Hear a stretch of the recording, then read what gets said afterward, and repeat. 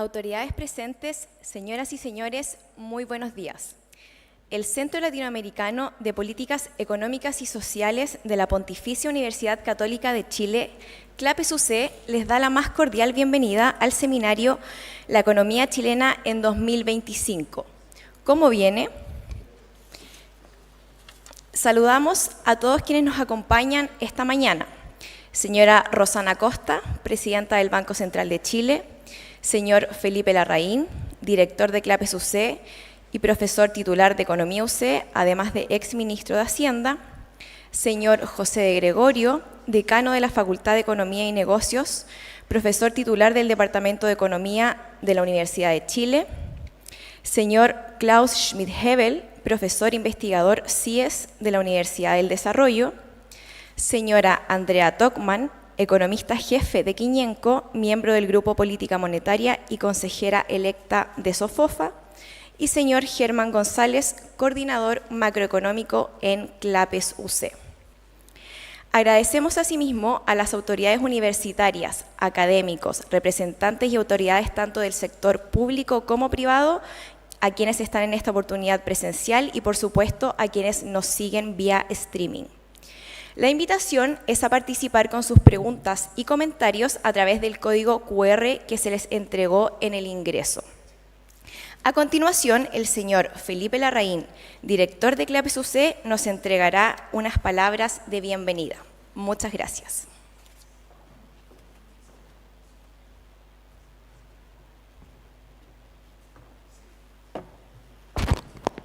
Bueno, muy buenos días. Yo quiero en primer lugar saludar y darle bienvenida a quienes nos acompañan, en especial a doña Rosana Costa, presidenta de nuestro Banco Central, a don José de Gregorio, Andrea Tockmann, Klaus Schmid-Hebel y Germán, que es de la casa, y con quien hemos organizado este seminario.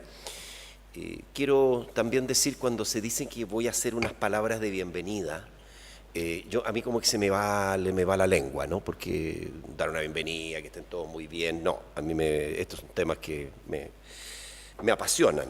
Bueno, pero partamos por lo que vamos a comentar hoy. La economía de Chile el 2025, ¿cómo viene? Y partamos por algo muy reciente que nos dijo el IPOM de diciembre. En realidad, cada informe de política monetaria, IPOM, es esperado con ansiedad, uno podría decir por el mercado, pero también por el país. No es que hay como una cierta expectación antes del IPOM. Porque estos informes presentan un exhaustivo análisis técnico de la situación macroeconómica nacional e internacional, junto con una actualización de proyecciones a 2 años, que es el horizonte de política monetaria. El informe de diciembre no trajo muy buenas noticias.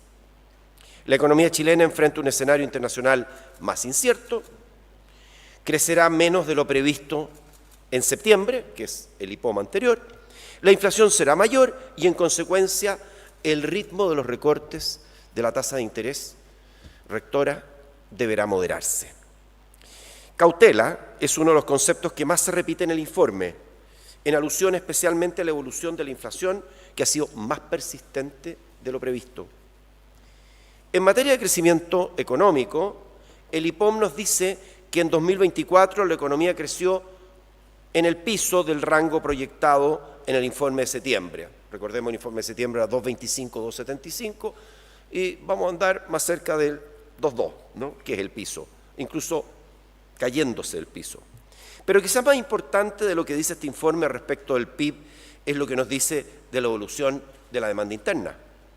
En 2024 esta habría crecido solo 1,1%, es decir, menos de la mitad de lo que creció el producto, como consecuencia de un consumo de los hogares estancado y una segunda caída consecutiva anual de la inversión.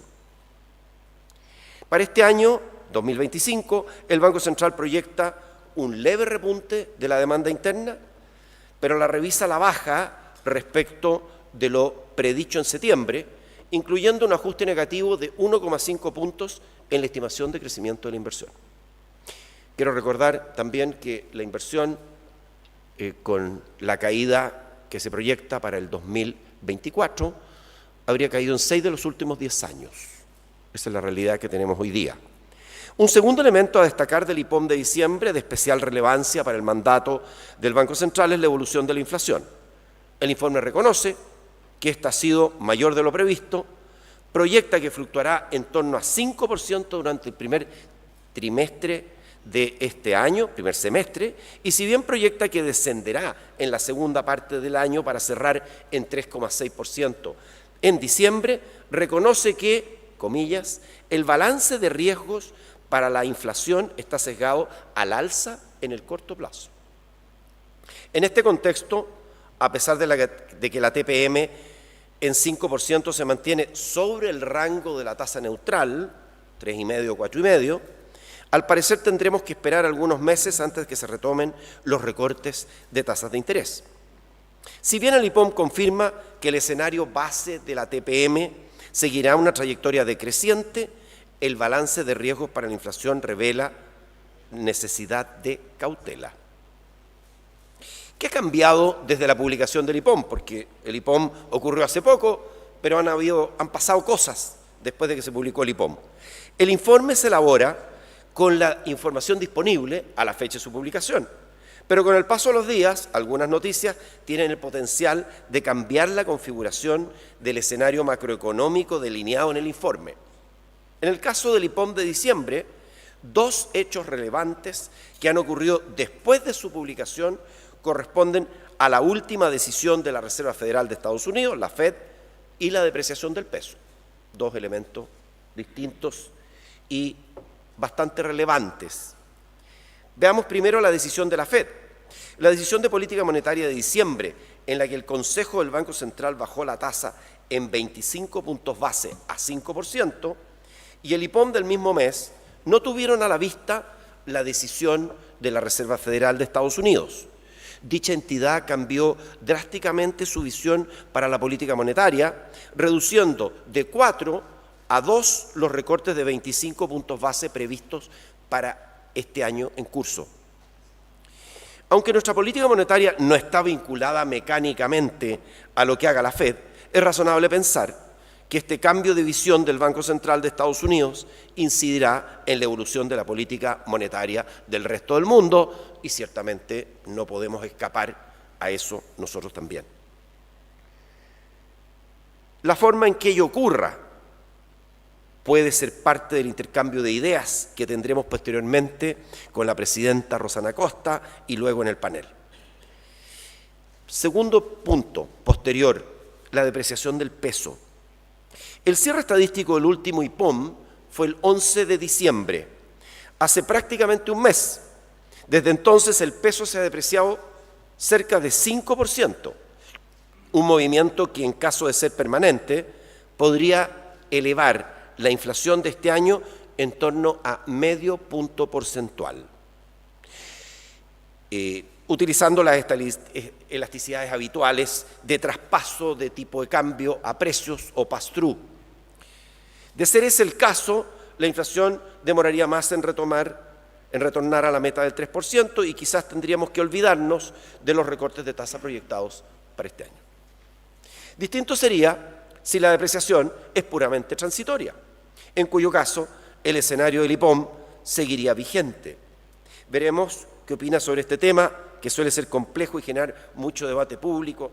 Por supuesto, nuestra presidenta del Banco Central y los distinguidos panelistas. Yo sé que muchas de estas cosas no va a poder decir la presidenta, pero, en fin, presidenta, por lo menos expresarle nuestros deseos. ¿Qué dudas nos quedan? Aunque es un tema muy técnico, es fundamental tanto para el mercado como para quienes hacen políticas públicas saber la visión del Banco Central sobre 2 variables inobservables, la TPM neutral y el PIB tendencial. En el IPOM de diciembre estas variables no se actualizaron, pero hay antecedentes que apuntan, por un lado, a que las tasas de interés neutrales y la incertidumbre en torno a ellas ha estado subiendo en el mundo. Por su parte, los shocks de oferta que identifica el IPOM podrían estar golpeando aún más nuestra capacidad de crecimiento. Si el PIB tendencial es menor, ello tiene implicancias directas en las perspectivas de la inflación y de la política monetaria. Tendremos que esperar a los siguientes informes para tener más claridad sobre estos temas. Por último, a pesar de lo completo que es el análisis que hace el IPOM, hay materias que serán muy relevantes para la economía este año, pero que no son cubiertas por el informe por tratarse de otro ámbito que es el político. Pero es muy difícil hablar de cómo vendrá el 2025 si no nos referimos, por ejemplo, a la posibilidad o no de un acuerdo en pensiones, a las elecciones presidenciales de noviembre y también, digamos, a las elecciones parlamentarias, porque cómo se configura un nuevo o nueva presidenta y un Congreso que va a ser un gobierno, como hemos tenido ya tantos en Chile, un gobierno de minoría, o se van a poder concitar y generar las mayorías legislativas. Por eso, ¿no es cierto?, es importante comentar estos temas porque incidirán en la evolución económica no solo de este año, sino de los años que vienen. Como observación final, si ustedes quieren, y que no es claramente un tema de 2025 solo, está el deterioro del crecimiento tendencial de Chile, que ha pasado de sobre 5% hace un poquito más de una década. Este país tenía un crecimiento tendencial de 5% y hoy día el crecimiento tendencial, de acuerdo a lo que nos informa el Banco Central, está en 1,8%. Esta es una caída muy abrupta que nos debe llevar a analizar cómo revertirla, aunque no sea en rigor la materia de este seminario. Muchas gracias.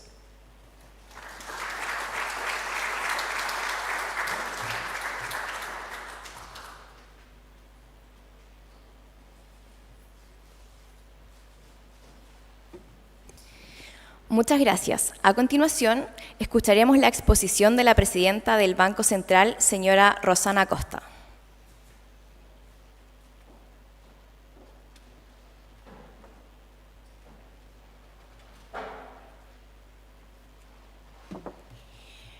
Muy buenos días a todos ustedes. Muchas gracias por esta tribuna que nos permite conversar, profundizar una vez más sobre el contenido de este informe de política monetaria.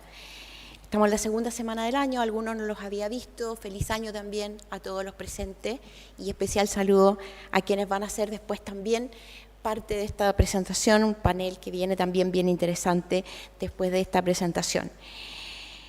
Yo voy a partir con el relato del informe de política monetaria desde la inflación. Voy a partir dibujando el escenario del informe de política monetaria desde qué es lo que estamos mirando en el Banco Central a partir de la inflación.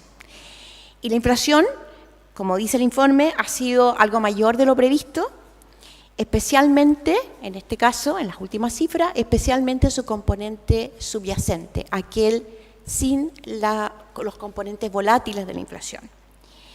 Y este es un elemento que es importante destacar en el informe, porque ello tiene un impacto en las proyecciones de inflación de más corto plazo. Hay detrás de ello algunos elementos de costo que se revisan, que se repasan a lo largo del informe. Entre ellos destacamos la depreciación de la moneda, el aumento del tipo de cambio, destacamos algunos costos laborables por sobre lo que estaba previsto previamente. Y un segundo elemento central de este informe también fue resumido en la parte inicial por Felipe. Un segundo elemento central es que hemos ido constatando a lo largo del año, hemos ido ajustando el ritmo al cual se recupera el consumo, el cual está evolucionando algo más lento de lo que teníamos previsto también. Esto es importante también en el análisis de la inflación porque hay elementos de corto plazo, hay elementos de mediano plazo que configuran el que la inflación durante la primera parte de este año vaya a fluctuar en torno a registros del 5% para, una vez que se empiezan a diluir estos elementos, estas presiones, estos costes laborales, una vez que empiezan a salir de la base también estos efectos de costos de corto plazo, empiezan a pesar más, empiezan a predominar los impactos de la brecha, el efecto de la demanda interna, que es lo que contribuye entonces a la convergencia hacia fines de este año.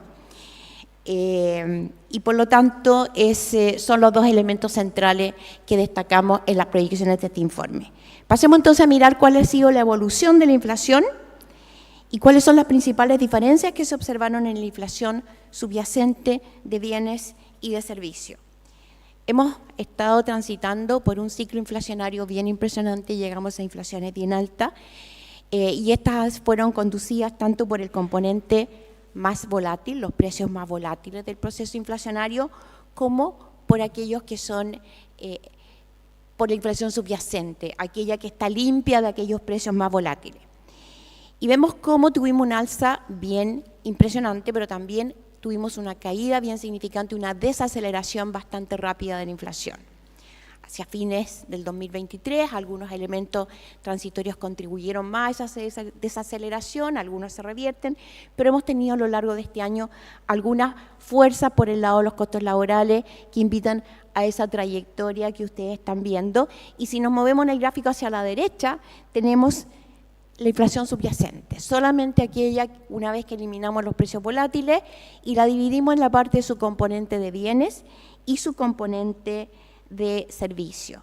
Vemos cómo por el lado del componente de bienes, entre otros, pero en forma significativa, el tipo de cambio ha tenido un impacto, así se refleja en este traspaso de precios por el lado de los bienes, y vemos cómo por el lado de los servicios esta se ha mantenido en lo más reciente, más bien estable, en torno a valores del 5%. En la próxima lámina vamos a repasar un poco de qué estamos hablando cuando mencionamos estos factores de costos en el informe. Y aquí hay un análisis de algunos de ellos que nos permite ver la incidencia y la relevancia de estos factores de costo, que algunos de los cuales estamos mencionando. Partimos por la depreciación del peso. En el primer gráfico está el tipo de cambio real, la evolución del tipo de cambio real, que es uno de estos elementos de costo que estamos mencionando. Se origina en lo más reciente, sobre todo en la primera parte del año, algo también, fortalecimiento global del dólar. Fortalecimiento global del dólar ha sido un elemento muy central dentro de la evolución que está teniendo nuestra moneda, de la misma manera como lo está teniendo en otras monedas a nivel global. Estamos en un contexto incierto, la palabra incertidumbre está muy presente también en el informe, y esta incertidumbre está a nivel global. Es una incertidumbre que se alimenta de distintos focos. Tenemos un foco geopolítico muy intenso, se ha ido haciendo cada vez más intenso a lo largo del año. Hoy día no solamente tenemos conflicto entre países, se dibujan claramente grupos de países conflictuados entre sí, se configuran tensiones al interior de algunos países. Tenemos estas tensiones bélicas en curso en un contexto en que muchos países, incluso muchos países desarrollados, tienen una situación fiscal de deuda pública muy significativa. No se ve con claridad en algunos de ellos una tendencia a corregir esta situación, y por el contrario, entonces, estas tensiones, estas demandas detrás de la geopolítica configuran un escenario complejo en ese sentido. Tenemos poca información, pero sabemos que hay una reconfiguración del comercio internacional que puede tener sin duda impactos en distintos ámbitos, y que hoy día la incertidumbre respecto a su evolución también está presente en los análisis que se hacen de la macroeconomía a nivel global y en las decisiones que están tomando los mercados y en la calibración que hacen sobre nuevas piezas informativas. No sabemos mucho sobre cuál vaya a ser el rumbo de la política a nivel comercial y algunas políticas adicionales en países desarrollados. Sobre la evolución de la Reserva Federal, es claro, la Reserva Federal ya partió con su proceso de normalización de su política monetaria, pero ha habido también bastante incertidumbre respecto a la velocidad con que va a seguir ese proceso de ajuste, cuál va a ser el punto de llegada. Es decir, el número de preguntas que se hacen los mercados para ir configurando decisiones económicas es bastante amplio, y está en este contexto bastante incierto, donde vemos una economía americana mucho más dinámica que otros países. Vemos una economía china que no termina de convencer, detrás de lo cual el dólar está en niveles más apreciados o en niveles que no habíamos visto en mucho tiempo. En este escenario también esta incertidumbre lleva a que las tasas de largo plazo se hayan mantenido y sigan subiendo, incluso respecto a lo que teníamos en el informe de septiembre, todo lo cual se configura entonces en un escenario complejo desde el escenario global, con elementos de incertidumbre bien importantes como les acabo de mencionar. El resumen de todo esto, por el lado del dólar hemos visto ya acumulado una depreciación del orden del 8%, si tomamos las últimas cifras respecto al informe de septiembre, que es una cifra relevante, la mitad de lo cual más o menos, algo menos, es en términos multilaterales. Un segundo elemento de costos que tenemos ahí en el gráfico dice relación con los costos laborales, que también han sido algo mayores de los que teníamos considerado. Detrás de estos costos laborales, vamos a ver después, hay elementos de adecuación a niveles de remuneraciones reales que estaban rezagadas, pero también hay elementos de costos adicionales que también están detrás de la evolución más reciente y se está dando pese a una debilidad en el empleo. Tenemos el tema de las tarifas eléctricas que se incluye en nuestro informe de junio, después de tener información pertinente para incorporarlo en el informe, y vemos también cómo es un elemento bien relevante y algunos elementos, alguna contribución adicional en algunos precios de alimentos también. Hablábamos entonces de este entorno internacional lleno de preguntas, de elementos que se van a ir configurando y despejando, respondiendo a lo largo del año. Solamente voy a referirme un poco más a dos de ellos. Hablaba de cómo esta tendencia del endeudamiento de varios países, incluso desarrollados, es uno de los elementos de incertidumbre después de haber llegado a niveles de endeudamiento bien altos. Podemos ver las tendencias. No es una tendencia reciente, no es una tendencia solo que nace a raíz de la crisis del COVID. Esta es una tendencia que ya lleva varios años y que se mantiene en el tiempo, tanto para países emergentes como para países desarrollados, y es lo que está en el gráfico de la izquierda. Y vemos la incertidumbre que hay en torno a las decisiones de la Reserva Federal para la Fed Fund Rate en el gráfico de la derecha. En el gráfico de la derecha vemos distintas trayectorias a través de las cuales se ha ido moviendo, desplazando el mercado respecto a su apreciación de cuál va a ser la evolución de aquí en adelante de la tasa de la Reserva Federal de Estados Unidos y respecto también a su punto de llegada. Vemos cómo aquí solamente tenemos agosto, septiembre, diciembre y enero, y sin embargo los movimientos de la curva son bien significativos, lo que da cuenta de la incertidumbre que hay respecto a la velocidad con que se vaya ajustando. Cuando se inicia el proceso de la Reserva Federal, cifras daban cuenta, incluso hubo un momento que se temió que la economía americana iba a tener un ajuste más rápido de lo que se esperaba.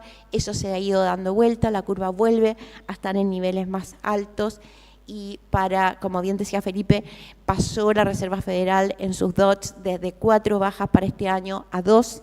El informe de política monetaria está hecho con 3 bajas para el año 2025. En términos de ¿qué ha significado esto en términos de las monedas? Bueno, lo que esto ha significado en términos de las monedas es una apreciación bien significativa del dólar, que aquí está medido a través del índice del DXY, y una respuesta contraria de las monedas de distintos países a nivel global. En la eurozona, la respuesta depreciativa está reflejada por la línea azul. Chile lo graficamos normalmente en rojo, ahí está en rojo en el gráfico, y América Latina también la misma tendencia depreciativa, que es la contraposición a esta apreciación del dólar que vemos en el gráfico de la izquierda. Y en el caso de las tasas largas, que también lo mencionábamos como uno de los elementos importantes a estar mirando, en el caso de las tasas largas también vemos cómo las tasas largas se mantienen en niveles muy altos, incluso no más altos de lo que teníamos como tendencia proyectada en el informe de septiembre. Estas tasas largas se están dando a nivel global, los mercados van transmitiendo esta información y los mercados se van acoplando a este nivel de tasas largas. Nuevamente en el gráfico tenemos esta evolución para las tasas a 10 años de Chile en rojo, de los países desarrollados en naranja. La línea lila corresponde a Estados Unidos y vemos en celeste los países emergentes como promedio. Parte de esto podría estar relacionado con más perspectivas de crecimiento, algo de eso hay detrás de esta evolución de las tasas largas. También una parte significativa que hay detrás de ello tiene relación con riesgo, que son factores que podrían que podrían desvanecerse parcialmente, pero hay suficiente información que nos indica que también hay elementos para pensar que estos niveles de tasas largas van a mantenerse, van a tener más persistencia. Tenemos incertidumbre, hemos mencionado ya a lo largo de la presentación varios focos de incertidumbre, la tasa neutral, las finanzas públicas, el entorno geopolítico. El alza de las tasas internacionales sin duda es un factor que empeora las condiciones financieras, que viene desde el sector externo, reduce el precio de las materias primas, la reducción del precio de las materias primas vuelve a tener un efecto depreciativo sobre las monedas, particularmente los emergentes, y volvemos a tener un factor que condiciona la estrechez de las condiciones financieras, factores que en el caso, como les decía, de los países emergentes es más importante. Voy a seguir con la última lámina de este factor que determina condiciones financieras, que me parece que es relevante, y ahí hay un esfuerzo por descomponer los factores que están detrás de este movimiento de las tasas largas a 10 años en Estados Unidos, partiendo de agosto del año 2024. Lo que está en amarillo es el factor riesgo que aparece en esta descomposición, lo que está en color gris también es un elemento de riesgo, está más bien relacionado con el efecto que tendría un episodio de aversión al riesgo al apostar por los papeles americanos. Y en el lado derecho hay un gráfico que levanta una pregunta también relevante: de qué manera la reacción de los mercados en el entorno que estamos viendo es la misma.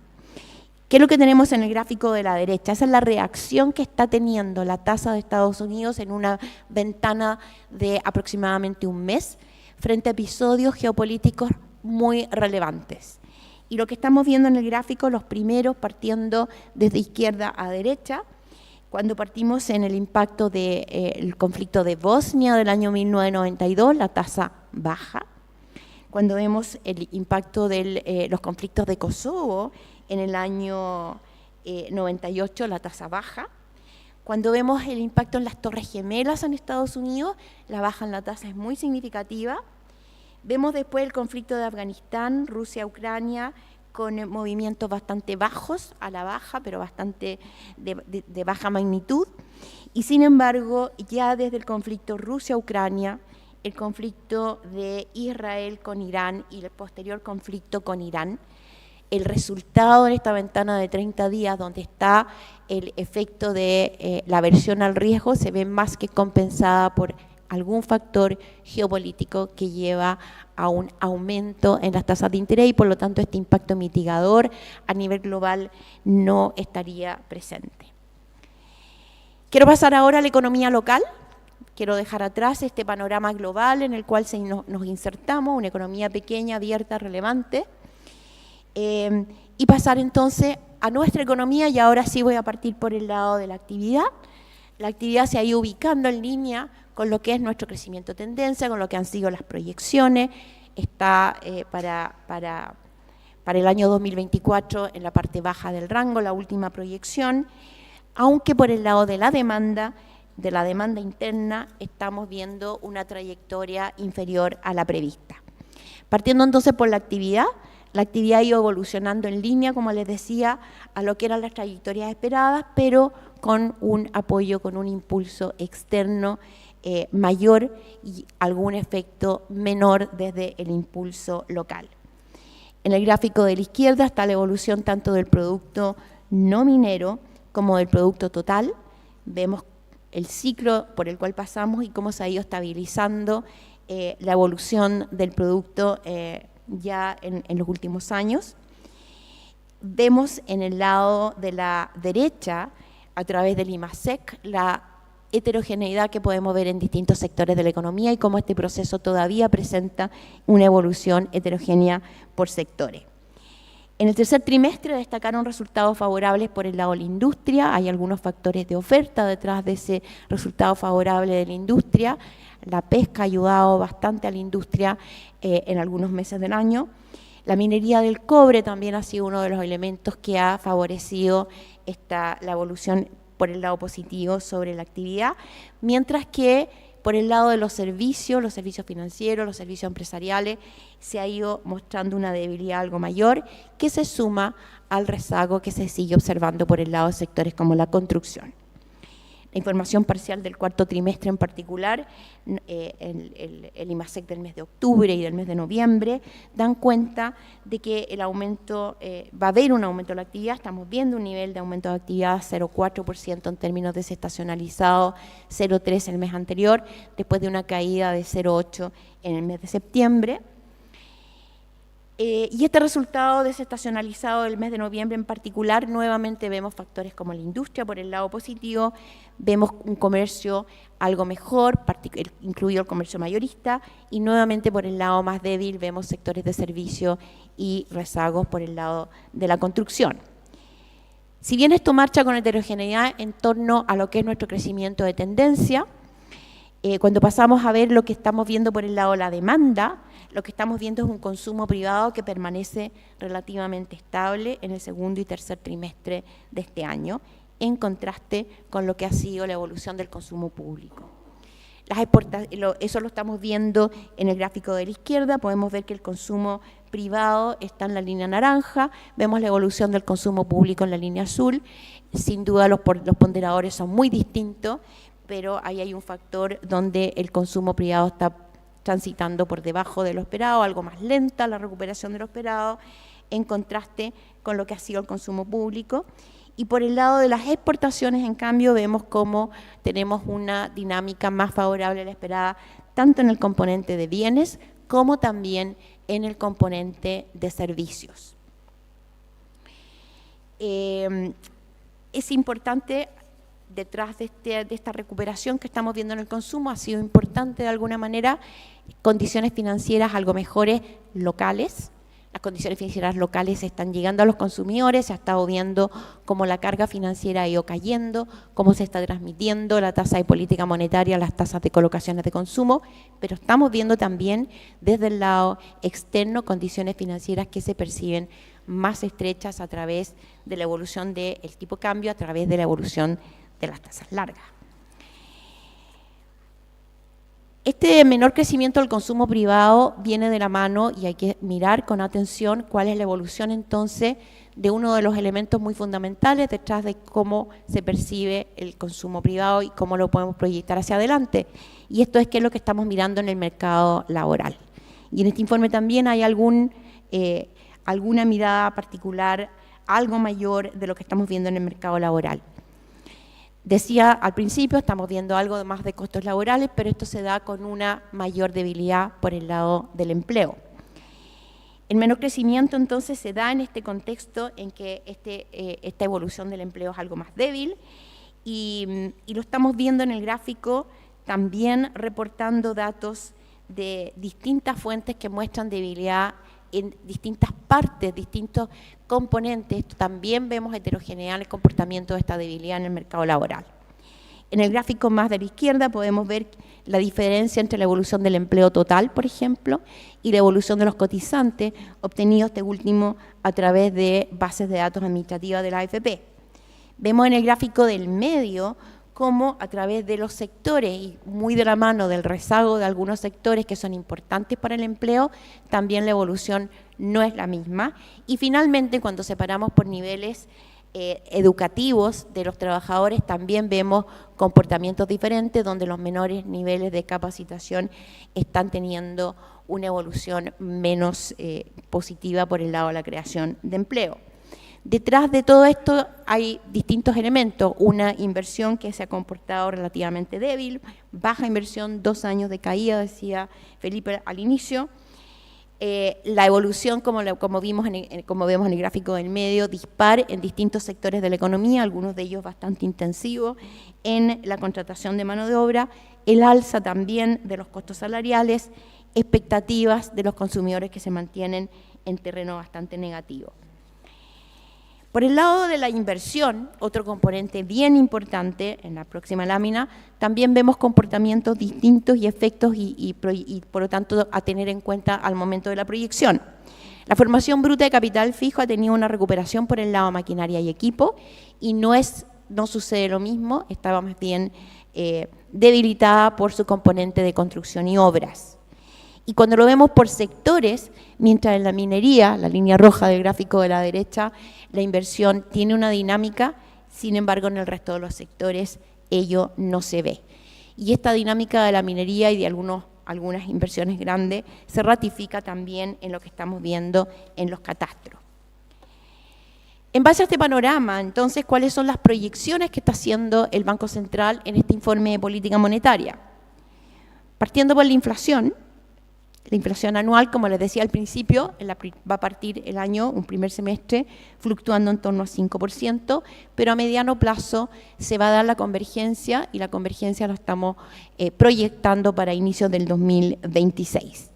Vemos que la principal diferencia en las proyecciones está dada, la línea roja en relación a la verde, que es el informe de política monetaria anterior, se da más bien en esta oportunidad en su componente subyacente, que es donde tenemos estas mayores presiones de costo que hablamos al inicio de la presentación.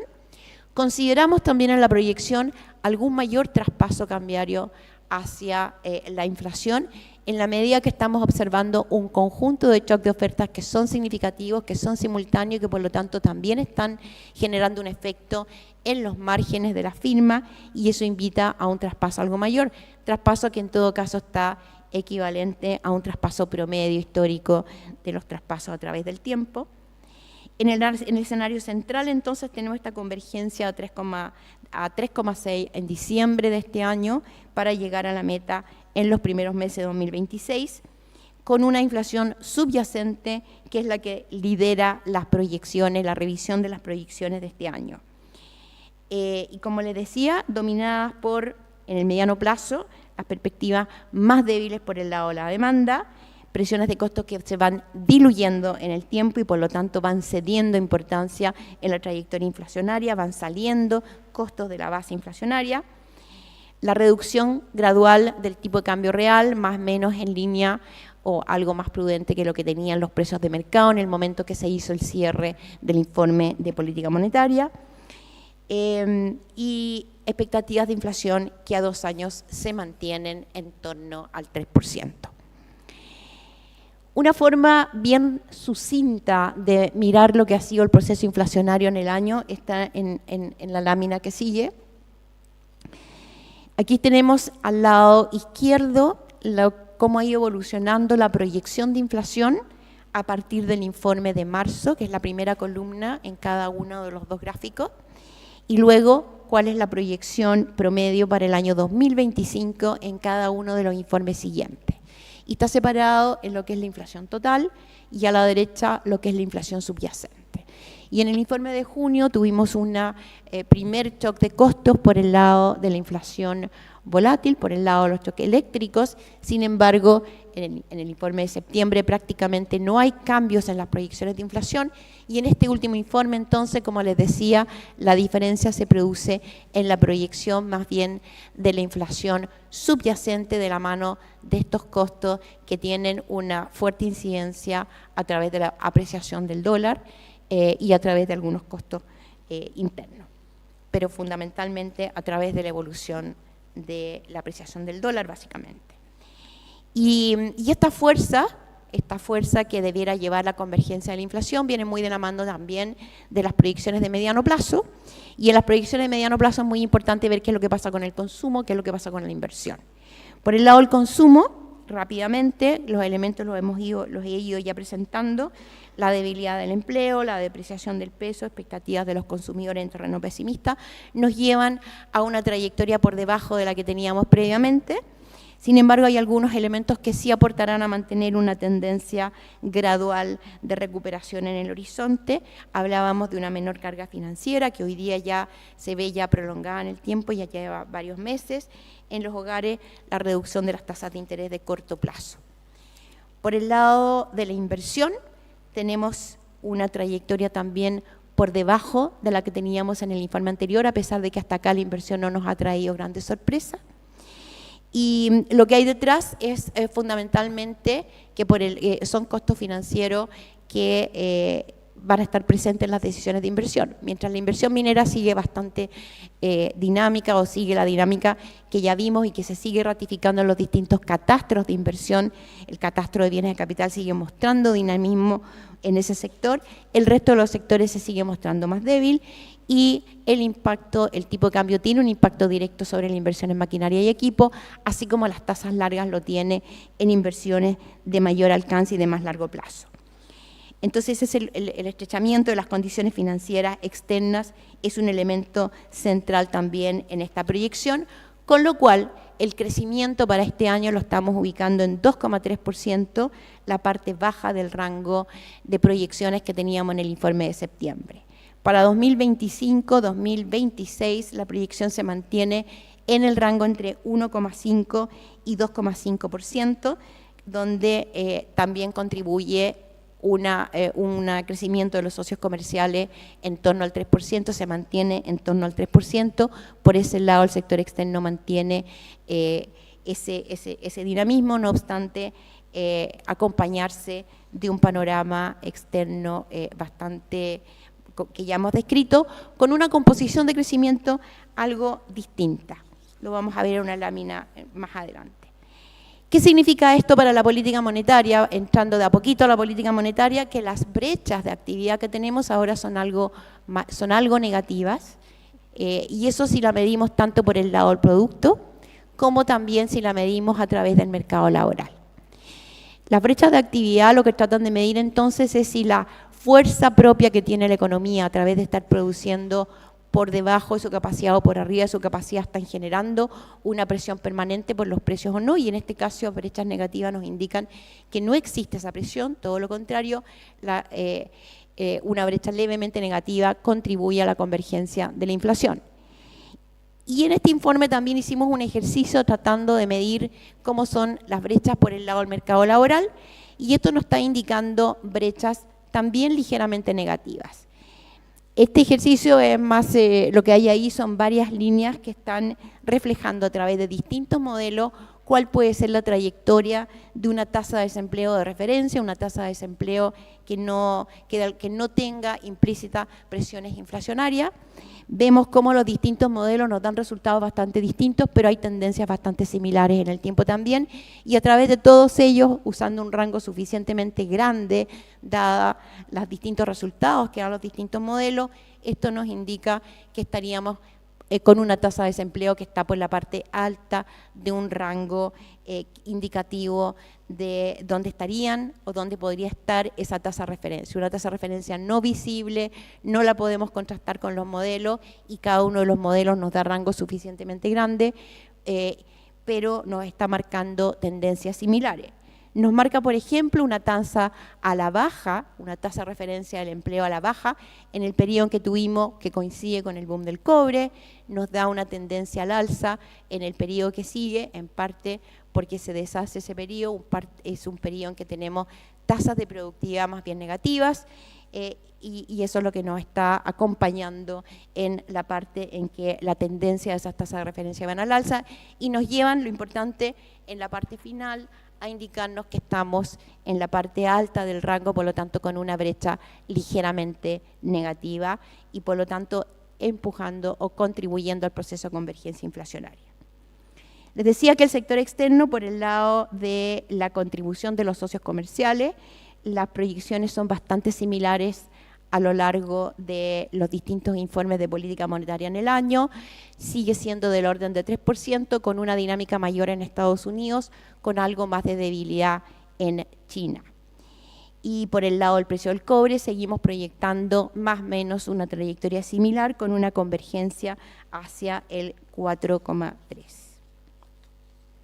Pasemos entonces directamente a la política monetaria, que es lo que estábamos es la finalidad, es para lo cual hacemos este informe, y lo que hemos hecho en política monetaria se verifica en este gráfico. Ahí está la tasa de política monetaria después de un aumento, después de haber llegado a 11,25, un esfuerzo que contribuyó sin duda a que la inflación no siguiera subiendo incluso más allá del 14%.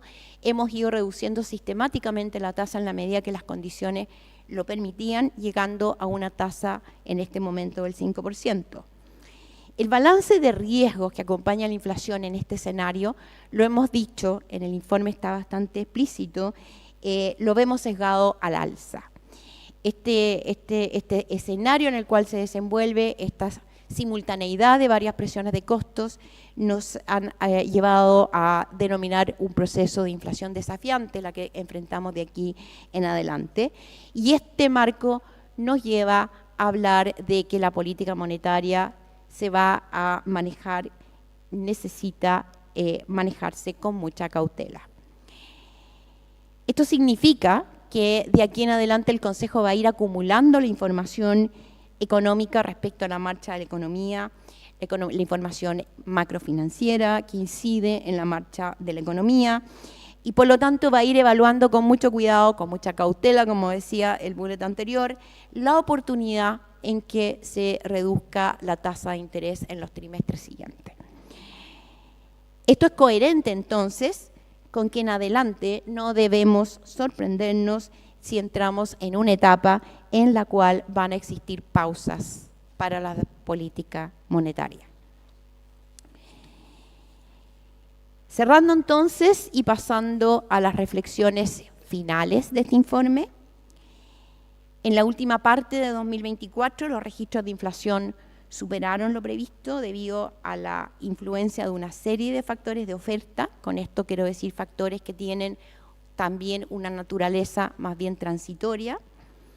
Su ocurrencia conjunta ha dado paso a un traspaso a precios algo mayor que lo que teníamos en el informe de septiembre.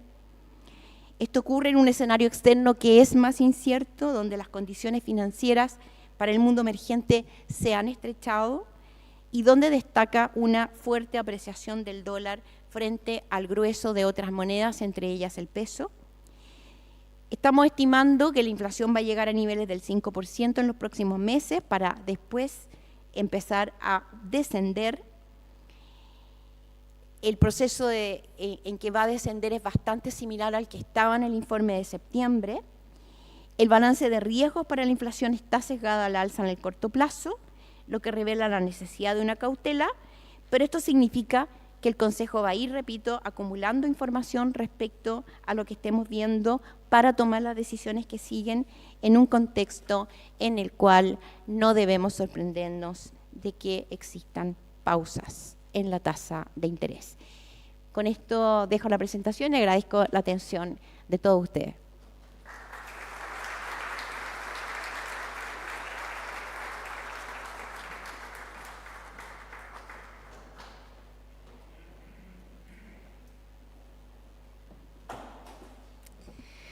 Muchísimas gracias.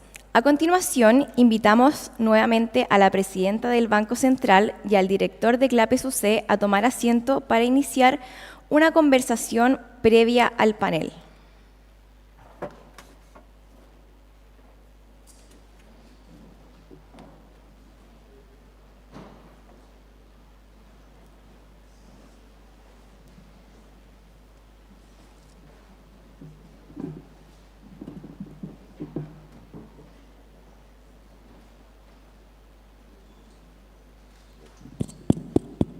Ahí estamos, sí. Bueno, bien breve, Rosana, porque tenemos un extraordinario panel después y no me gustaría... yo le voy a hacer dos preguntas sencillas. La primera tiene que ver con el dólar. En el IPOM de diciembre se sostiene que la depreciación del peso respecto del IPOM anterior se origina principalmente en un fortalecimiento global del dólar. A su vez plantea que la inflación descenderá, entre otros factores, por una reducción gradual del tipo de cambio real. Con la última información disponible, ¿ha cambiado el diagnóstico que tiene el Banco Central sobre el dólar, los factores detrás de la depreciación del peso y las expectativas para los próximos 12 a 24 meses en esta materia? Si nos centramos en lo que acabamos en el análisis del informe de política monetaria, en lo que acabamos de ver, ¿se escucha, no? Sí, muchas gracias. Si nos fijamos lo que tenemos detrás del informe, en el análisis que acabamos de ver, los factores que hemos tenido una mayor depreciación del peso, sin duda, sigue habiendo detrás de esta evolución del peso un mismo factor. Principalmente, básicamente lo que tenemos detrás es esta apreciación del dólar. Detrás de esta apreciación del dólar seguimos viendo estas siempre sorpresas positivas por el lado de los desarrollos de la actividad, del empleo en la economía americana.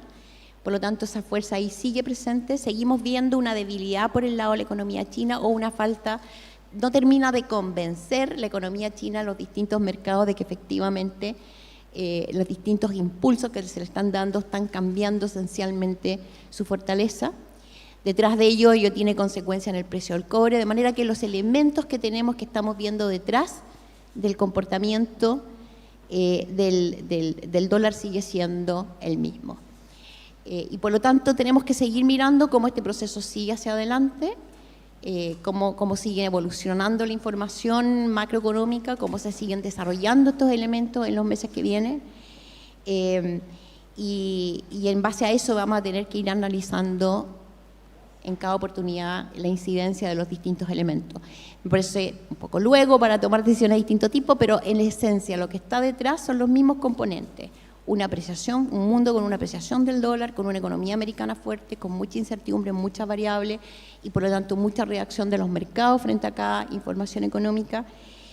Una China que no convence y que por ese lado también empuja en esa dirección. Que son los elementos que están detrás del informe de política monetaria.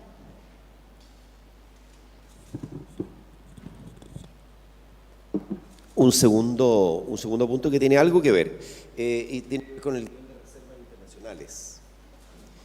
¿Está cómodo el Banco Central con el nivel de reservas internacionales que tiene? ¿Considera que es un factor que está incidiendo en la depreciación del peso? ¿Qué condiciones deberían darse para iniciar un nuevo proceso de acumulación de reservas? Es porque hubo un proceso de acumulación el año 2023, que fue suspendido antes de alcanzar el objetivo que fijó el propio Banco Central.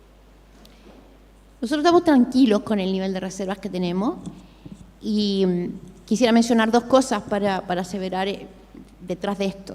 Primero, efectivamente se suspendió el programa, pero cuando se suspende el programa ya se habían recuperado, si uno piensa en los programas de ventas de reservas que habíamos tenido, ya se habían recuperado a esa altura los dólares que se habían utilizado. Y segundo, cuando se miran las reservas, estamos mirando las reservas, pero nos olvidamos que tenemos líneas contingentes disponibles, que si las consideramos, llegamos a niveles de 20 puntos del producto. Entonces, sí estamos tranquilos con los niveles de reserva que hoy día dispone el Banco Central.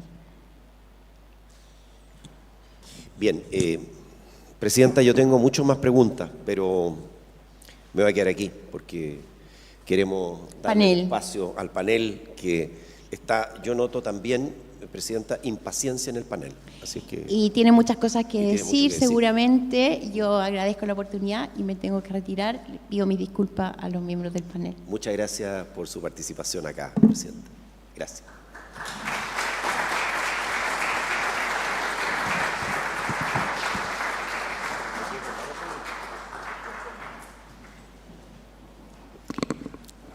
Agradecemos la asistencia de la presidenta del Banco Central, entendiendo que debe continuar con su agenda.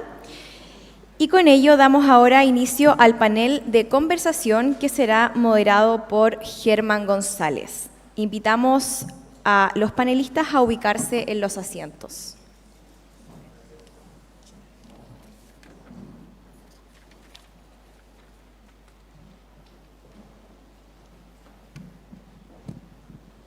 Bueno, ¿cómo están? Muy buenos días. La idea de esta segunda parte de este seminario es hablar efectivamente de la visión que tiene este selecto grupo de economistas para la visión del año 2025.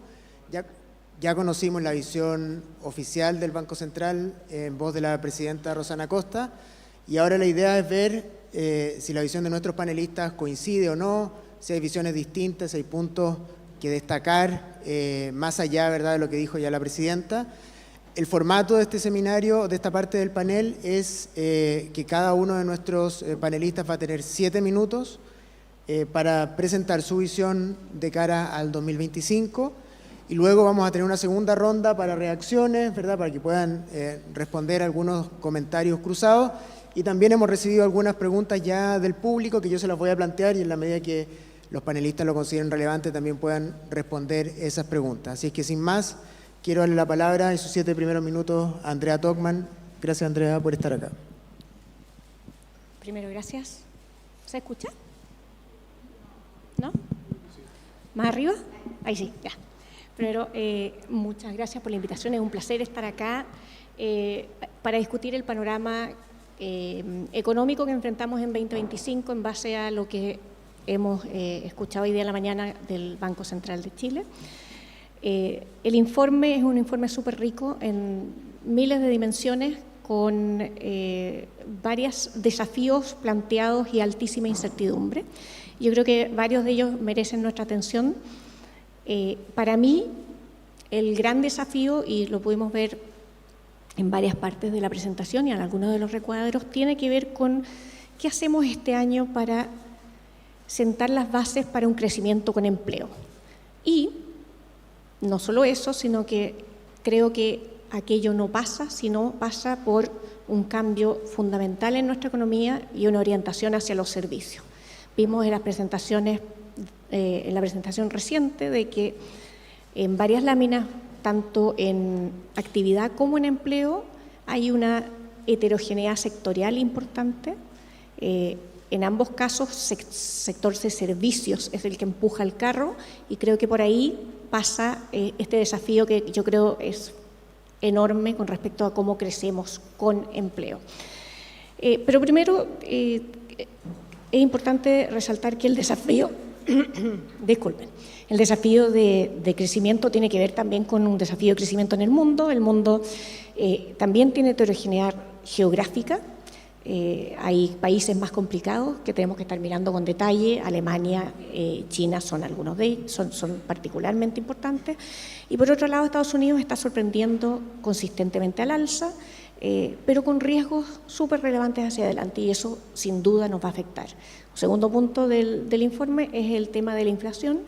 La última milla, que siempre sabemos que es más difícil de llevar a puerto, digamos, al target de inflación, no es lo único que está preocupando. Creo que ya no es un problema de cuándo llegamos al punto de equilibrio, sino que han surgido nuevas presiones inflacionarias asociadas al precio del petróleo, asociadas a tipo de cambio, asociadas a varias de esas cosas que hemos hablado recién, y sobre todo también asociadas a estrecheces en el mercado laboral, lo que me lleva de nuevo a pensar cuando estoy ¿qué puedo presentar hoy día? Mercado laboral es lo que me salta a mí cada vez que veo los datos tanto de inflación como de empleo, como de actividad.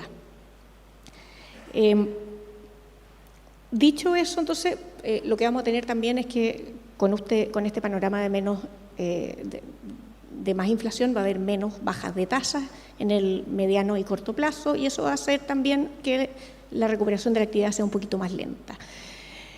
Si mi desafío es crecer con empleo, necesitamos que estar concentrados en cómo hacemos eso y qué es lo que está creciendo en el mundo. Y como les dije al principio, si ustedes se acuerdan de la lámina 10, lo que está creciendo es el sector servicios. El sector servicios crece no solo por una recomposición del consumo post-COVID, ¿no es cierto? Cuando estábamos encerrados, los servicios eran pocos los que compramos, excepto los de streaming y algunos financieros, y estábamos volcados a los bienes. Eso tiene una recomposición que afectó la evolución de la inflación. Sin embargo, lo que estamos viendo ahora es una cosa que yo considero es más bien estructural y fundamental, que tiene que ver con una sociedad que envejece, una sociedad que se digitaliza, una sociedad mundial, esto es un fenómeno global, digamos, y un mundo que, si bien algunos estamos frustrados con la velocidad, sigue cada día un poco más rico que el día anterior. Eso hace que nuestro consumo se concentre en servicios. Y los servicios son, por definición, un sector que es intensivo en mano de obra, en trabajadores. La tecnología, en este caso la inteligencia artificial, no es desplazadora de empleo, sino que al revés, es aumentadora de empleo.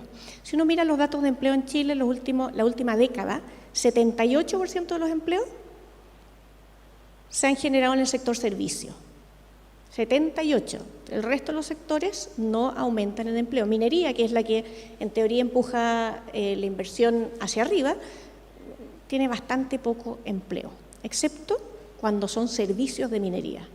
Entonces hay que mirar bien cómo uno va cambiando la composición y las regulaciones laborales.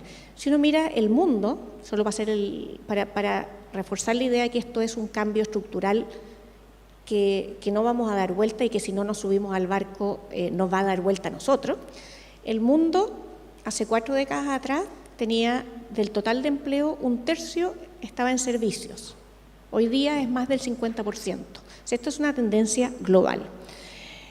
Pero para poder aprovechar esta tendencia, tenemos que fundamentalmente repensar nuestra estructura productiva y sobre todo nuestras políticas laborales.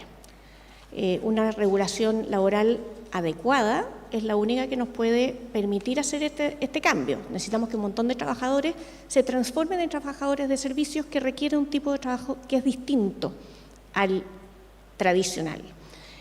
Es un trabajo que es más especializado, es más digitalizado, es más globalizado.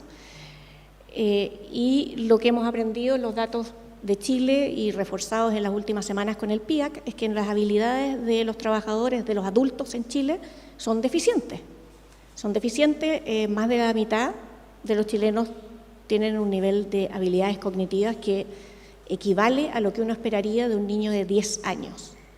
Eso es una piedra de tope cuando lo que necesitamos efectivamente es generar este traslado de trabajadores hacia un sector que es digitalizado y que tiene componentes muy relevantes de idioma, de atención a público, de especialización.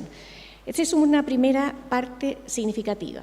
¿Cómo logramos entonces que se reconviertan estos trabajadores si tienen un tope en términos de sus habilidades?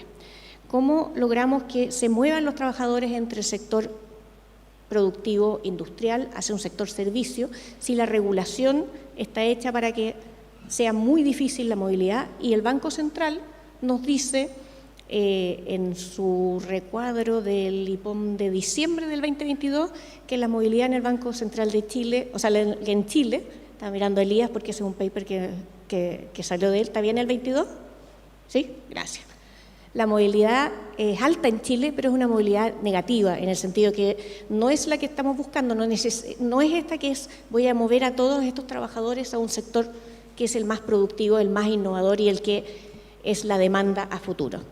Las políticas laborales actuales no nos están ayudando, aunque obviamente hay buenas intenciones, al final terminan perjudicando a quienes se esperaba beneficiar.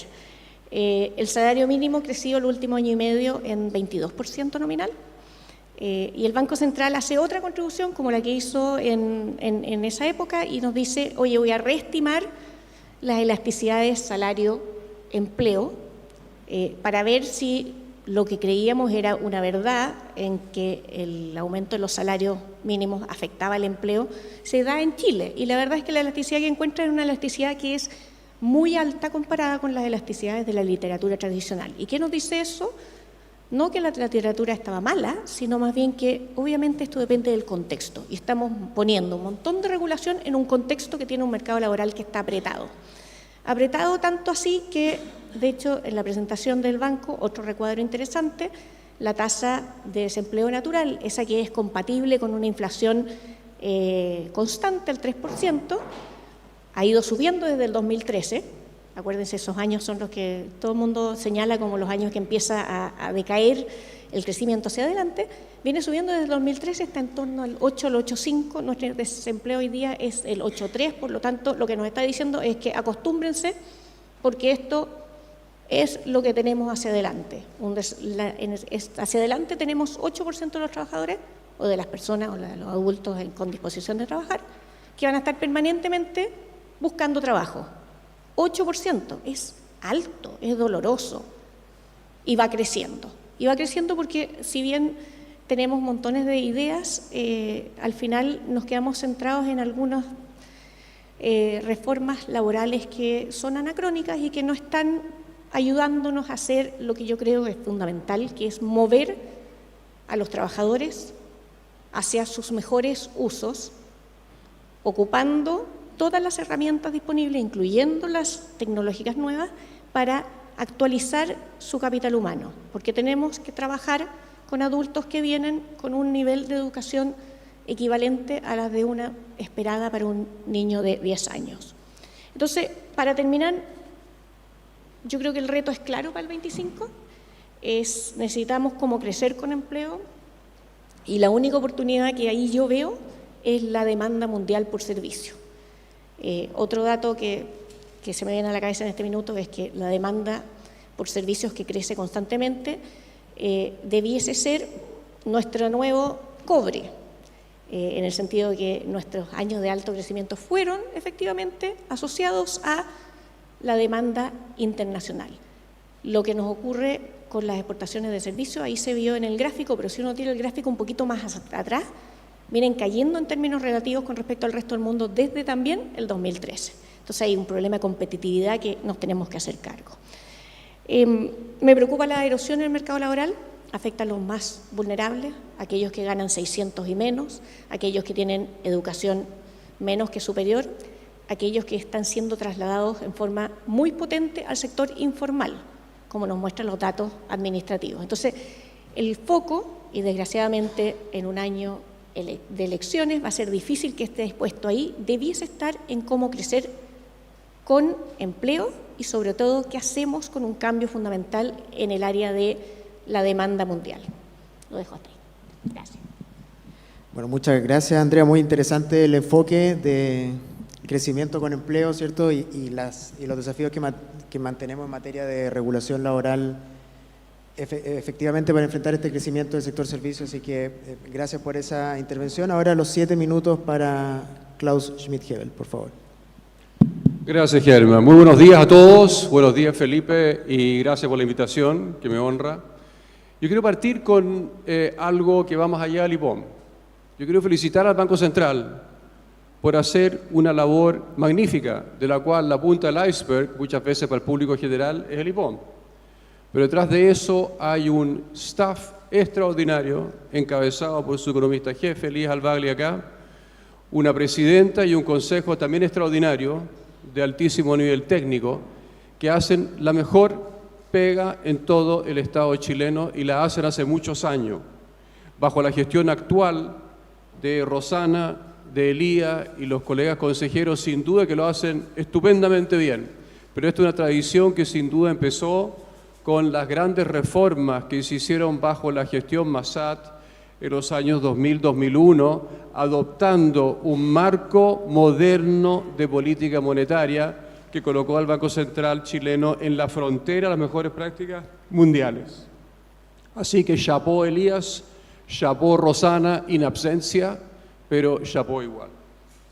Yo quiero hablar de 5 temas en forma breve, los 6 minutos que me quedan. Y el primer tema es sobre el escenario base de la economía mundial. Es un escenario base, las proyecciones, acá tomo las proyecciones más las del WIO reciente que las del, que son más detalladas, por supuesto, que las del IPOM. Las IPOM y el WIO son más o menos indistinguibles en lo general. Es un escenario base favorable. Chile enfrenta un escenario base favorable en crecimiento, no solamente en el año 2025.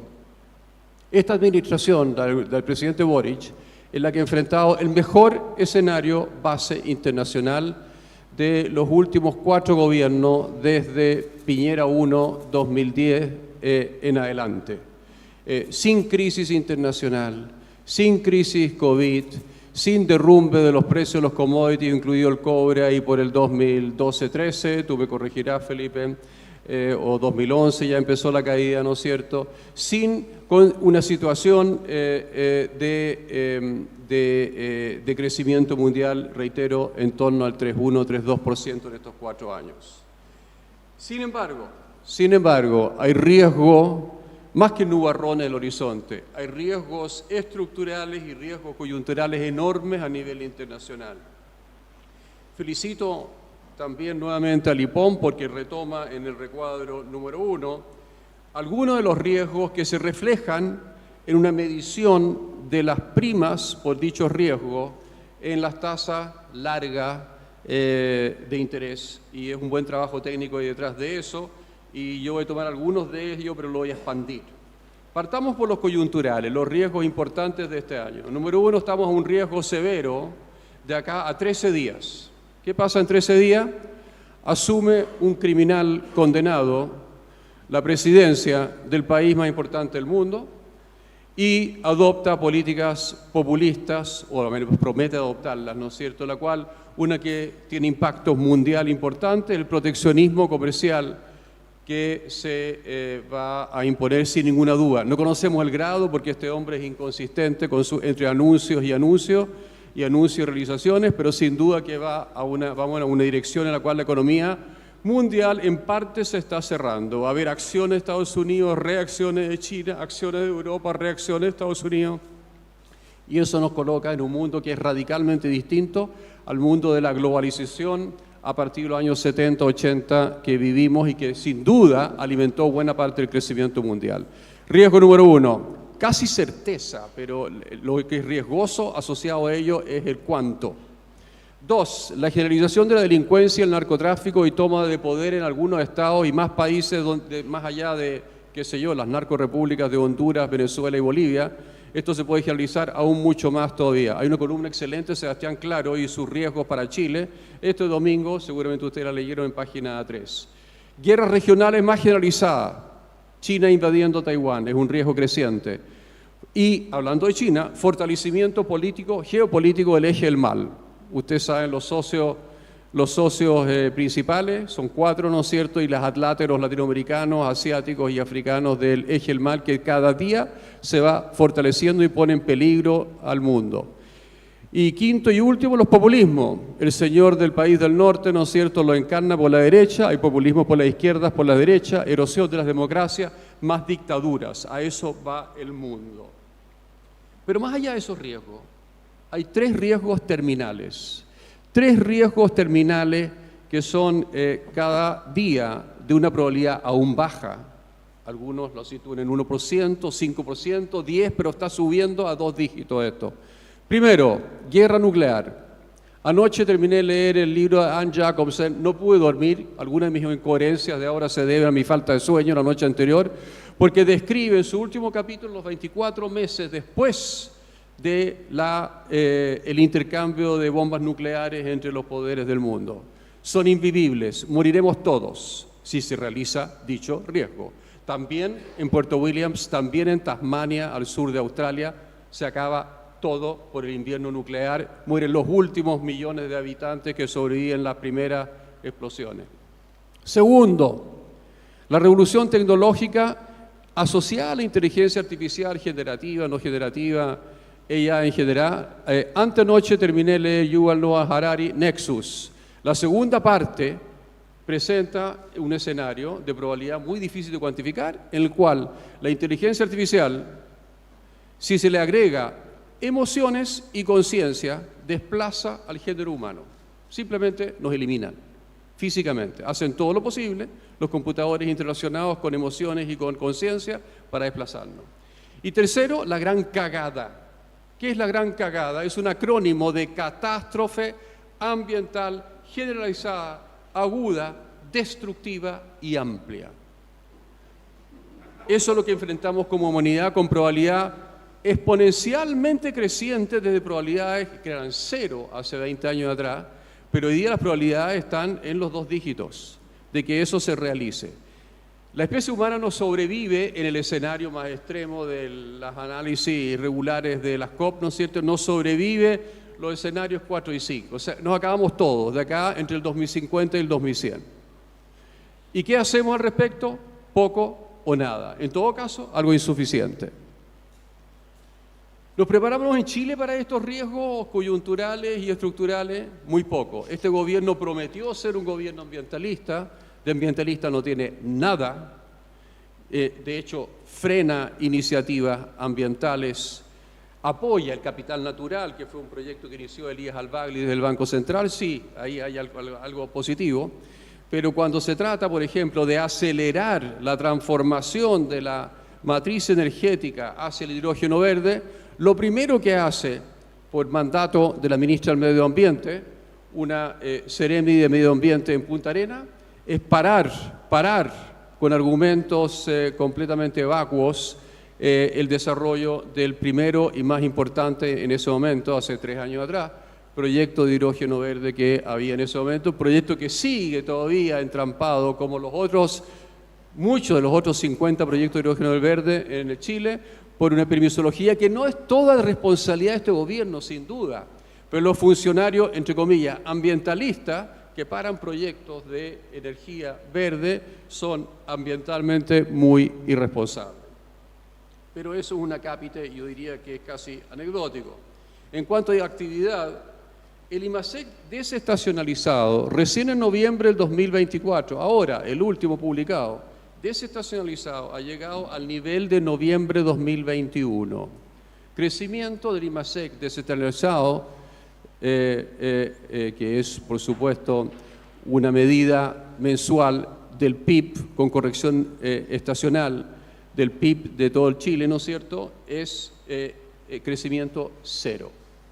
Si usted lo ajustan por crecimiento per cápita, y las cápitas crecen ¿cuánto en Chile? 0,7, 0,8 nos dicen, ¿no es cierto?, está 2,5% por debajo de noviembre de 2021, que es el PIC bajo Piñera 2, 3 meses antes que entrega el cargo.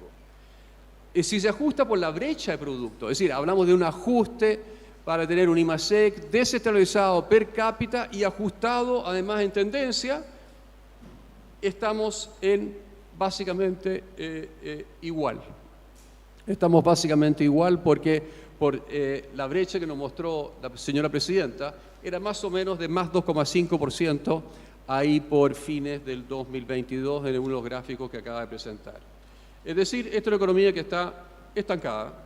Tendencialmente, yo me temo que así como lo hemos hecho, no solamente bajo este gobierno, sino en todos los gobiernos previos, que todavía estamos sobreestimando el PIB, el crecimiento del PIB tendencial. Lo hemos hecho sistemáticamente mirando para atrás.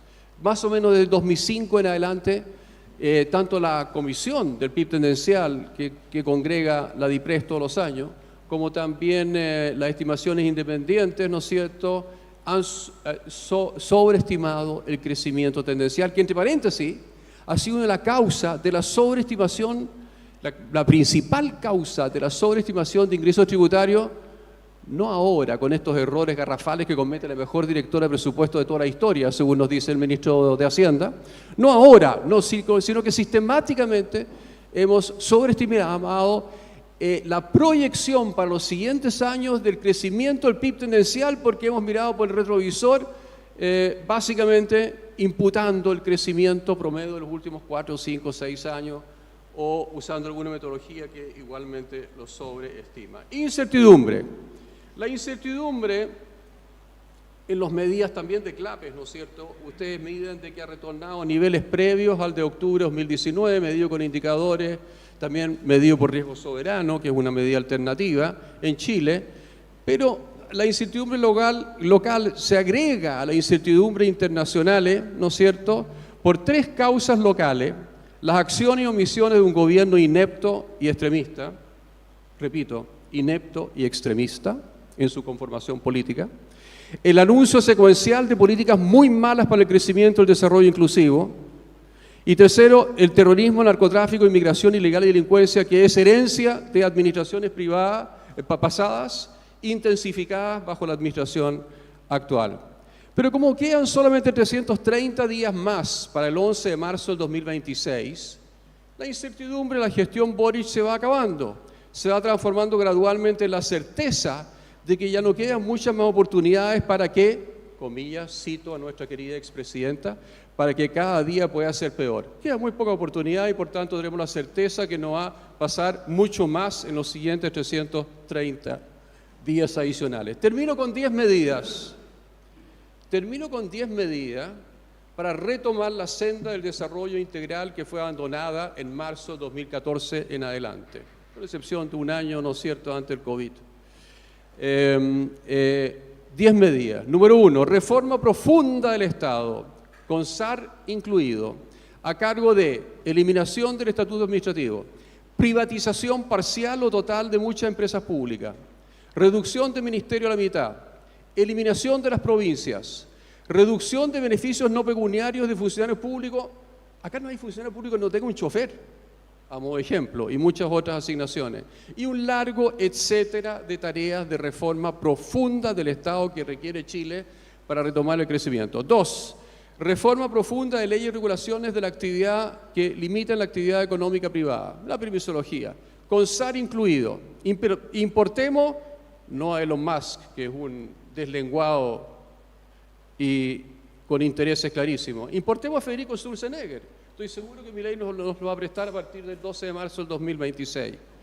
Tercero, perfeccionar la política fiscal a través de una reforma profunda del Consejo Fiscal Autónomo.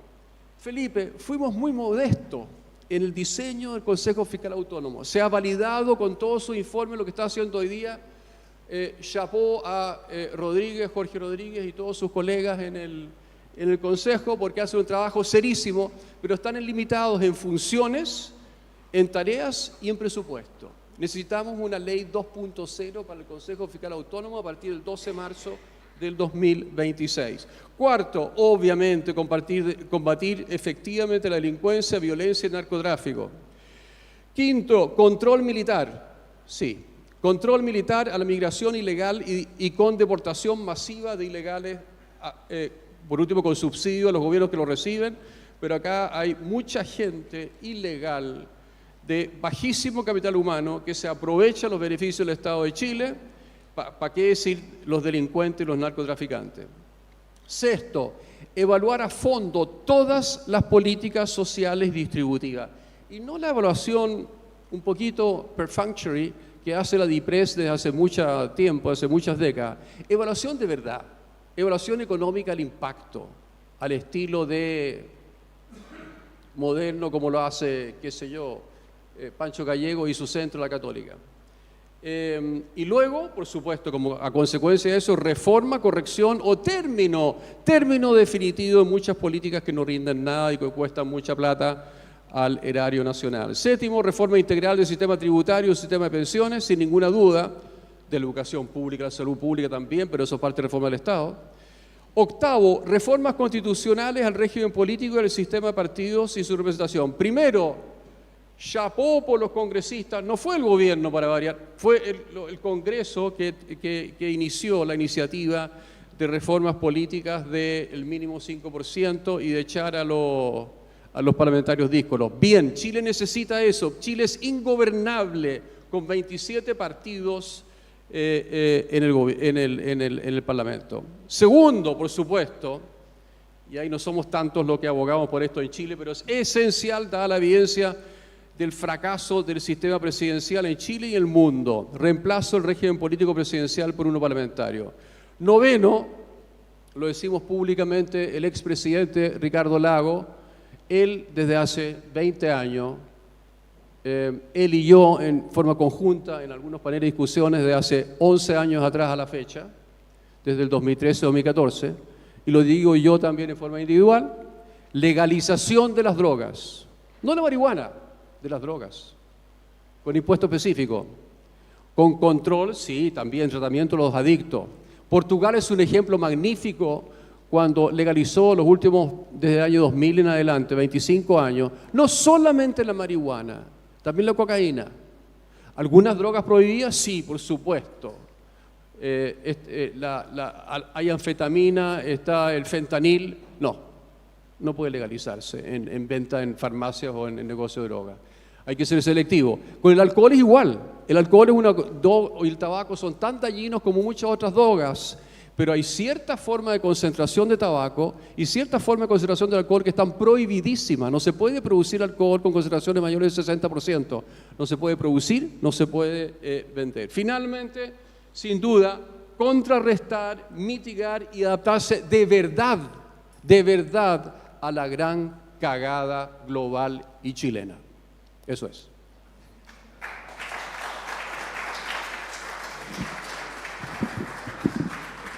Bueno, gracias Klaus, ocupaste un poquito más de tu tiempo. No quise interrumpirte en la medida de 5 para dejarte terminar hasta las 10. Ahora le damos el paso a José Gregorio. José, tu tiempo, por favor. Me voy a tomar el tiempo, he venido tomando el tiempo. Muchas gracias por la invitación, es un gusto estar aquí. Tengo 18 puntos que quiero hacer en los próximos 7. No. Voy a hablar de 3 cosas brevemente, as breve as I can. Primero, una pequeña visión del contexto global y los riesgos. En segundo lugar, quiero hacer un par de comentarios sobre los temas macro. Y en tercer lugar, hablar algo del largo plazo y de Chile. Respecto al contexto global, normalmente los economistas, y cuando nosotros nos invitan a hablar, siempre tenemos que decirles que hay muchos riesgos, para que nos sigan invitando al año siguiente, y decimos, por suerte supimos manejar los riesgos y pasan, y el mundo está lleno de riesgos. Pero yo quiero ver la otra parte. El mundo es extremadamente resiliente y lo ha demostrado. Primero, tuvimos una crisis financiera global el año 2009, y no es por quien era presidente del Banco Central en esa época, sino era porque el mundo ya habíamos aprendido mucho de macro y en el mundo entero, una crisis en la que la caída de la bolsa fue la misma, aproximadamente, un poquito mayor, que la caída de la bolsa en la Gran Depresión, y a los 2 años el mundo estaba recuperado completamente, ¿no es cierto? Y una crisis que ocurre en los países desarrollados, no hubo crisis en los mercados emergentes. La última crisis global importante, mercado emergente, Argentina siempre ha estado en crisis, Venezuela no tiene caso, ¿no es cierto? Turquía de vez en cuando se dedican, pero como crisis de mercado emergente desde la crisis asiática. Y eso fue un tremendo éxito de las políticas macro, de las instituciones, de los mercados, de la globalización, de todo. Después tuvimos COVID, de la magnitud de la fiebre española, ¿no es cierto? Que ahí veníamos saliendo de una guerra, difícil comparar, pero durante la crisis de la influenza murieron 100 millones de personas, las estimaciones para COVID es discutible, entre 7 y 15 millones, ¿no es cierto? Bastante más mitigado. Al año teníamos vacuna, y si uno dice pasamos 6 meses encerrados, 3 meses, depende del país, tú nunca has encontrado el dato exacto como el promedio encerrado, pero el mundo el año 2019 produce 100, el año 2020 con 6 meses encerrado produce 97. Es impresionante. O sea, realmente uno se pone a pensar y dice, todo el tiempo pudimos trabajar, pudimos hacer clases online, el mundo había progresado. Si uno hubiera sido por los smartphones, el desarrollo tecnológico, esto no fue la macro. Nosotros con un grupo de presidentes, expresidentes de Banco Central, el ministro de Hacienda escribió una carta en Financial Times, expresidente de Latinoamérica, diciendo que había que estar preparado, para prestarle a los países emergentes, el Fondo Monetario tenía que estar completamente preparado, porque aquí viene una crisis de deuda brutal. Nadie le pidió plata al fondo, los mercados funcionaron, los gobiernos tuvieron acceso al financiamiento, los gobiernos lo hicieron bien, proveyeron crédito, esta fue una crisis de crédito. La única recesión internacional en los últimos años, en los cuales, o sea, en lo último que uno tiene registro, en los cuales el crédito privado subió, no cayó, porque era lo que se necesitaba. Había que endeudarse para poder pasar la crisis. Mucho éxito. Políticas macro, tecnología, desarrollo del mundo. Y después, aquí podría alargarme mucho, pero no quiero que se me pase la mano, ¿no es cierto? Después, los cambios políticos. En Chile, y vamos al caso de Chile, en Chile tenemos el gobierno más de izquierda en conjunto con el de Salvador Allende. Creo que no es necesario decir que comparemos las cifras, comparemos la conducta. Puede que haya cosas que nos gustan, no nos gustan.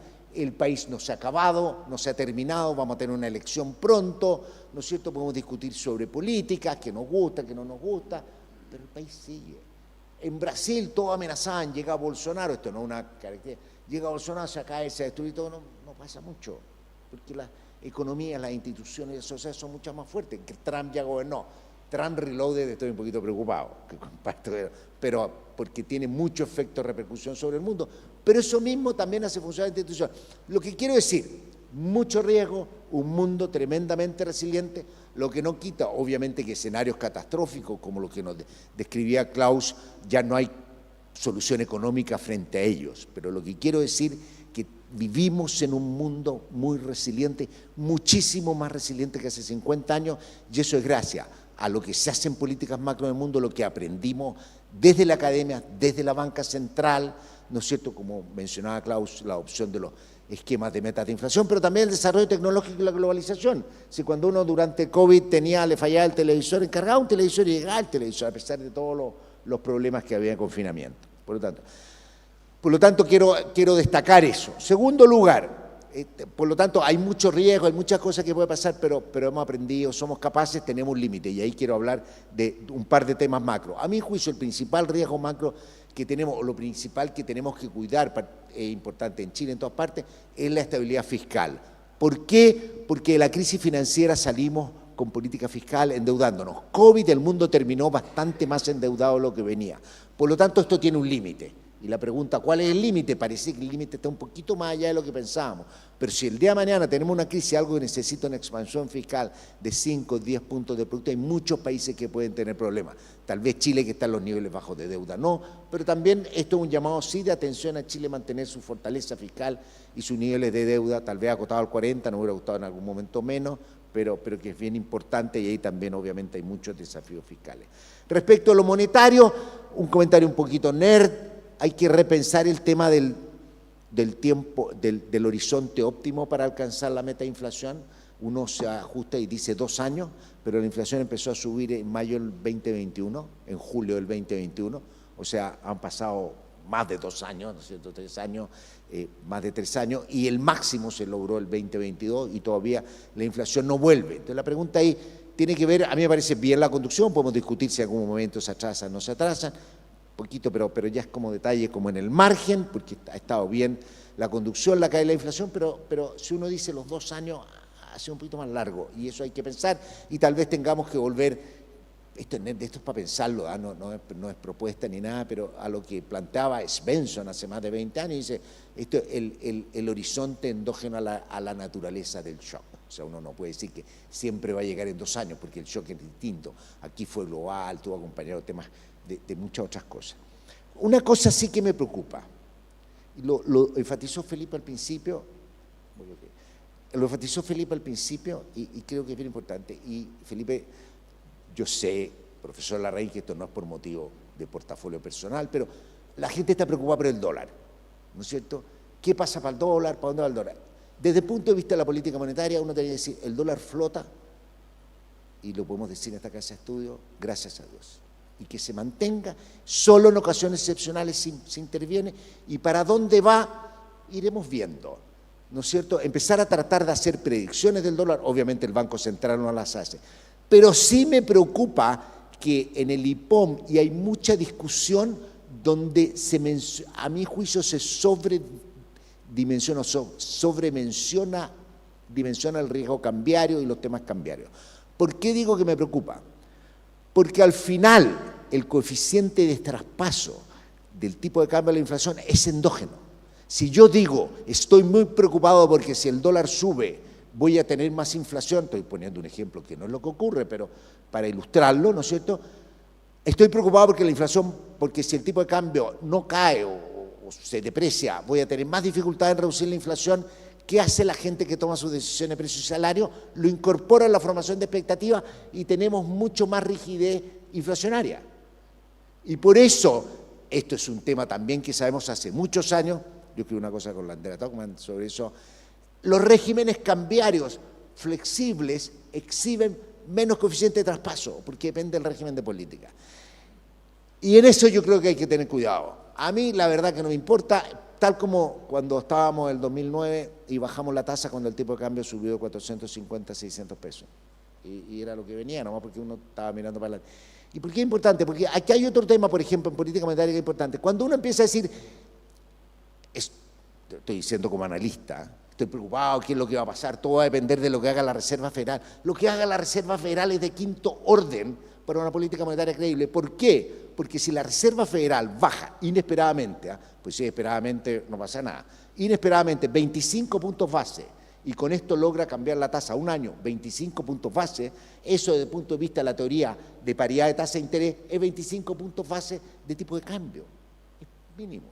Es mínimo. Pero si yo empiezo a decir, y si todos decimos, repetimos, todo el tema cambiario depende de lo que haga la FED, obviamente eso va a generar un mecanismo de coordinación, un mecanismo de exceso de volatilidad, y eso es lo que queremos evitar. Así que yo creo que es un tema para pensar, para darle vuelta, para discutir cómo vamos haciendo esto, pero que, de nuevo, son en los márgenes, y muy bien, como decía, de una política monetaria espectacular, que en el mundo entero no habíamos visto estas otras cosas, habíamos visto en todo el mundo subir la inflación a 2 dígitos.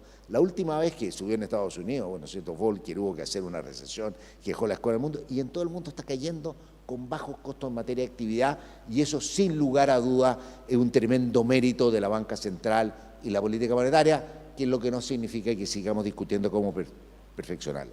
Y para terminar, me pasé, pero Y para terminar, respecto al largo plazo y de Chile. Efectivamente, Chile tiene problemas.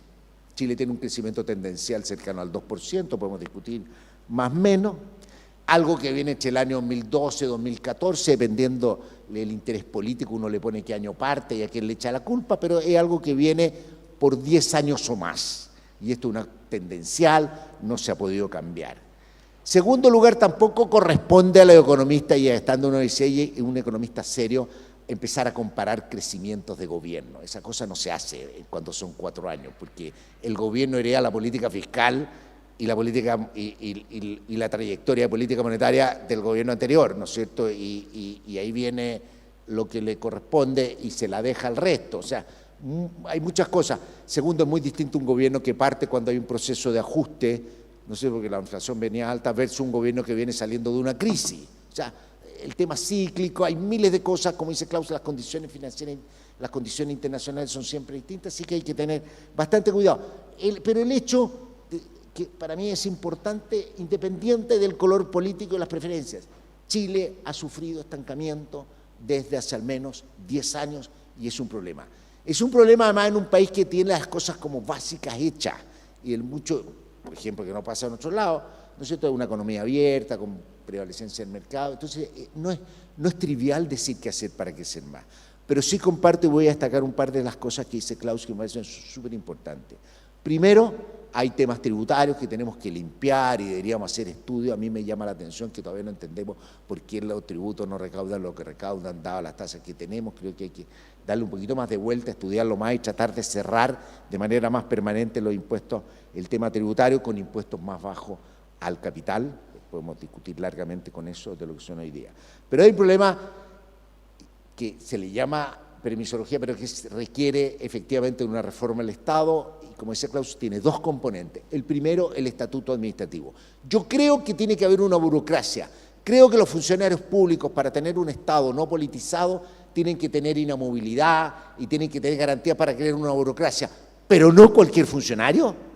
No la Universidad de Chile está sujeta al estatuto administrativo y es otra la lógica. No, cuando llega un gobierno no cambia a los funcionarios de la universidad, por lo tanto no tiene lógica aplicar eso. Podría hablar largamente, pero una cosa que genera mucha distorsión en el mercado del trabajo, en el funcionamiento del Estado, en la judicialización, realmente el tema, fortalecer la carrera funcionaria, fortalecer la burocracia, pero sin que todo persona que trabaja para el Estado sea una persona más sujeta al estatuto administrativo. Y eso yo creo que es un problema bien complicado. Y el segundo, lo que se llama permisología. Esto no es permisología. Esto es la captura del Estado por grupos de interés que dominan, gracias Klaus, que dominan al Estado y sus propias agendas, muy distintas. El caso más emblemático viene ahora, y ya los ejemplos son para risa, del Consejo de Monumentos Nacionales, que es capaz de parar una obra del metro 1 año y medio sin hacer una evaluación de beneficio-costo. A nadie dice cuántos millones de viajes hemos perdido por la eventualidad de que encontremos una punta de flecha, que después la vamos a tirar a una bodega. Entonces no hay beneficios-costo. Todas estas instituciones hay 2 cosas que tienen. Dicen sí o no. Nos dicen, estoy dispuesto a tomar riesgo. Nosotros, ¿qué es lo que enseñamos en nuestras escuelas? Enseñamos a tomar bajo incertidumbre decisiones que netean beneficio-costo. Pero para ellos el costo pareciera que fuera infinito, porque un cierto encuentran, el otro día hablaban de unos sacos arqueológicos, cosas así, que pueden parar un proyecto y reducir y provocarle un gran costo a la ciudadanía. Eso es inaceptable. Y porque la otra cosa que es lo más grave, y esto es bien importante, habiendo además tenido Rosana Costa, el Banco Central es tremendamente exitoso porque es independiente, pero no solo porque es independiente, porque también rinde cuenta, es transparente y le explica al país lo que hace. Y cuando las cosas no se dan, el país lo sabe, va al Senado 4 veces al año con el IPOM. ¿Alguien ha escuchado alguna vez al Congreso una cosa de técnico a estas organizaciones para que simplemente nos digan cuántos proyectos, cuánto tienen parado, cuánto tiempo, cuánto es el promedio, cómo ha evolucionado, cuál es el beneficio de haber detenido las obras? Entonces, yo creo que aquí hay 2 problemas claves. Primero, la composición y cómo organizamos estas instituciones. Y eso me parece grave. O sea, podemos seguir, cuando uno estudia más esto y hace hasta la conformación, es preocupante. Y en segundo lugar es la rendición de cuentas. No puede ser que sean instituciones independientes, completamente independientes, que no le rinden cuenta a nadie. Y eso es realmente un problema, y ese es un problema que se nos está poniendo muy complejo, porque hoy día, y con esto quiero terminar, vivimos en una sociedad más resiliente y mucho más rica, y no nos damos cuenta de lo rico que somos, porque incluso las cuentas nacionales cada vez más pierden. Las cuentas nacionales nos registran todo el tiempo que estamos en WhatsApp, que supongo que es un bien, no es un mal. Hay gente que dice que es un mal. Hay muchas cosas tecnológicas que recibimos gratis que nos incorporan. Una sociedad más rica, por lo tanto hay más demanda, demandamos cosas distintas que simplemente crecer, porque lo decimos, pero demandamos medio ambiente, tenemos la mensaje del cambio climático y tenemos mucha más demanda. Pero eso no significa que vamos a terminar con un Estado capturado que impide el progreso, que en casos como Chile es todavía muy necesario y no nos podemos dar el gusto de seguir estancados. Comparto también plenamente que tiene que haber una reforma política. No puede ser un país que lleva 10 años discutiendo una reforma de pensiones y la discusión es si el 0,5 es para ti o es para mí, ¿no es cierto? Hasta con publicidad de los sectores. O sea, a mí una cuestión realmente, como economista, y cuando uno ve la liviandad de la discusión por una cosa menor, más de 10 años discutiendo, a nadie y toda la reforma, y esto es como una lección que uno aprende cuando está en policy, nunca los proyectos son impecables, siempre tienen pifia. Tenemos capacidad de arreglarlo, tenemos capacidad. Lo importante es que si damos 2 pasos adelante, sea 1 para atrás nomás, no 3, que eso es lo que pasa. Pero tenemos que avanzar. Y estos son de los temas pendientes grandes, que además tienen repercusiones políticas que son muy complejas para el país, que obviamente se apruebe luego. La reforma de pensiones. Y no sigamos discutiendo, y si tenemos alguna discusión, una moneda, yo creo que puede ser más beneficioso que seguir postergando un proyecto que para el país por ya más de 10 años sabemos que es súper necesario. Muchas gracias.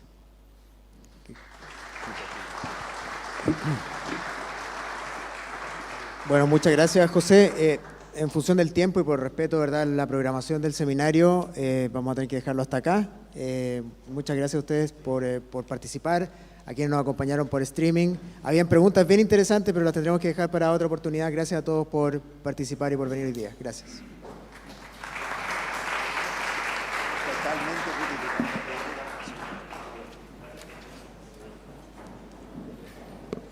Los dejamos invitados a seguir participando en nuestros próximos seminarios, y a quienes nos acompañaron en el salón los invitamos a un café a la salida. Muy buenos días.